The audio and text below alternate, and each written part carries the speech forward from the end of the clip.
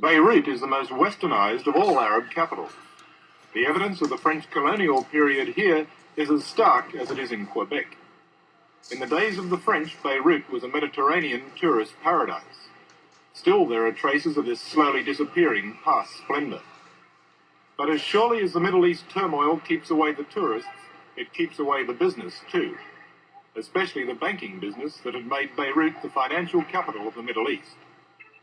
Now the Lebanese army has tanks and armoured cars permanently stationed on the footpaths outside all bank buildings in the capital. Taking the place of the timid business executive, in Beirut a new business has developed. Revolution. Palestinian revolution. Palestinian guerrillas in Beirut are not like the Viet Cong. Here they're in no way illicit. They're totally legitimate. In Beirut's main street, the biggest guerrilla movement has a 3-story office building complete with all amenities. It's as modern as any in Sydney. But the machine gun-toting guerrillas standing guard outside told me no photos, and there was no arguing. Of the 11 Palestinian guerrilla movements, the most radical of all is the Popular Front for the Liberation of Palestine, the PFLP. The Popular Front is now so well organised that it even has its own daily newspaper, with a claimed daily circulation of 23,000. It was the Popular Front that hijacked and blew up 3 jet aircraft at Revolution Airport in the Jordanian desert. And it was the Popular Front that dynamited the Pan American Jumbo at Cairo.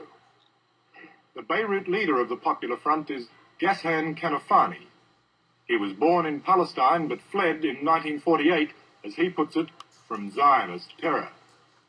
Since then, he's been plotting the destruction of both the Zionists and the reactionary Arabs. I know what I know really, that the history of the world is always the history of weak people fighting strong people. Of weak people who has a correct case fighting strong people who use their strength to exploit the weak. Turn to the fighting that's been going on in Jordan in the recent weeks. It's your organisation that's been one side of the fight. What has it achieved? One thing, that we have a case to fight for. That's very much. These people, the Palestinian people, prefer to die standing than to lose its case. We achieved proving that the king is wrong. We achieved proving that this nation is going to continue fighting till victory. We achieved that our people could never be defeated. We achieved teaching every single person in this world that we are a small, brave nation who are going to fight to the last drop of blood to put justice for ourselves after the world failed in giving it to us. This is what we achieved. It does seem that the war, the civil war, has been quite fruitless. It's not a civil war. It's a people defending themselves against a fascist government, which you are defending because just King Hussein has an Arab passport.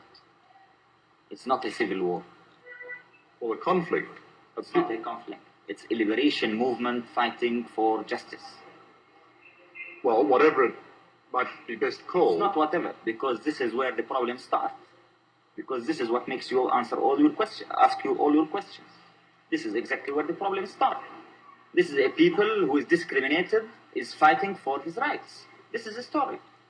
If you will say it's a civil war, then your questions will be justified.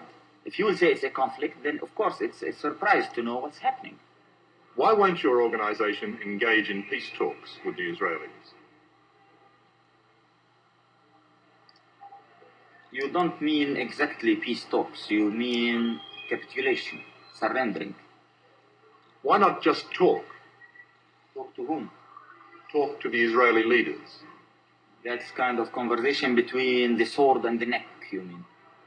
Well, if there were no swords and no guns in the room, you could still talk. No, I had never seen any talk between a colonialist case and a national liberation movement. But despite this, why not talk? Talk about what? Talk about the possibility of not fighting. Not fighting for what? Not fighting at all, no matter what for. Yeah, and people usually fight for something and they stop fighting for something. So you can't tell me even why should we speak about what? Well, stop fighting. Or what? Or talk about stop fighting what? Talk to stop fighting, to stop the death and the misery, the destruction, the pain. The misery and the destruction and the pain and the death of whom? Of Palestinians, of Israelis, of Arabs. Of the Palestinian people who are uprooted, thrown in the camps, living in starvation, killed for 20 years, and forbidden to use even the name Palestinians. They're better that way than dead, though. Maybe to you, but to us, it's not. To us, to liberate our country, to have dignity, to have respect, to have our mere human rights, is something as essential as life itself. You called King Hussein a fascist. Who else amongst the Arab leaders are you totally opposed to? We consider the Arab governments two kinds. Something we call reactionaries, who are completely connected with the imperialists, like King Hussein government, like Saudi Arabian government, like Moroccan government, Tunisian government. And then we had some other Arab governments which we call the military petit bourgeoisie governments. That's like Syria, Iraq, Egypt, Algeria, so on. Just to end with, let me go back to the hijacking of the aircraft. On reflection, do you think that is now a mistake? We didn't make a mistake in hijacking them. The contrast. We did one of the most correct things we ever did.